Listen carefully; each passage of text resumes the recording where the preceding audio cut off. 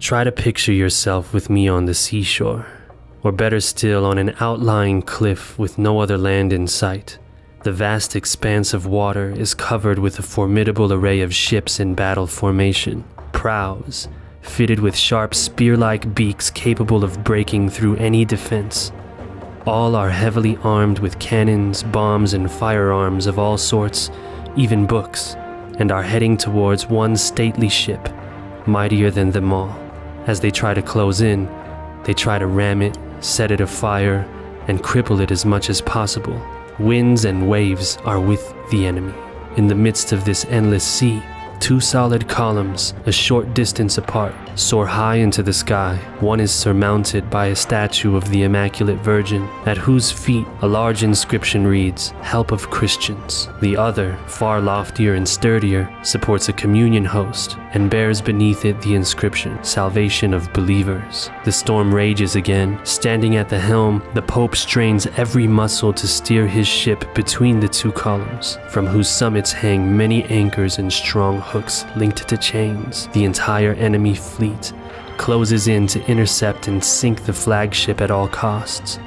They bombard it with everything they have, books and pamphlets, bombs, firearms, cannons. The battle rages ever more furious. Beaked prows ram the flagship again and again, but to no avail. At times a formidable ram splinters a gaping hole into its hull, but immediately a breeze from the two columns instantly seals the gash. Meanwhile, enemy cannons blow up, firearms and beaks fall to pieces, ships crack up and sink to the bottom. In blind fury, the enemy takes to hand-to-hand combat, cursing and blaspheming.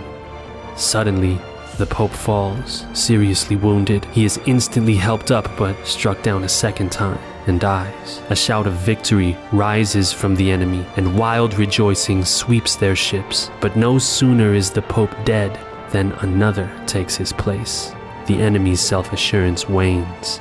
Breaking through all resistance, the new Pope steers his ship safely between the two columns and moors it to the two columns, first to the one surmounted by the host and then to the other, topped by the statue of the Virgin. At this point, something unexpected happens. The enemy ships panic and disperse, colliding with and scuttling each other. Many other ships, which had fearfully kept far away from the fight, stand still, cautiously waiting until the wrecked enemy ships vanish under the waves. Then they too head for the two columns, tie up at the swinging hooks, and ride safe and tranquil beside their flagship. A great calm now covers the sea.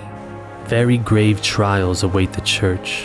What we have suffered so far is almost nothing compared to what is going to happen. The enemies of the Church are symbolized by the ships, which strive their utmost to sink the flagship. Only two things can save us in such a grave hour: devotion to Mary and frequent communion. Let us do our very best to use these two weapons and have others use them everywhere.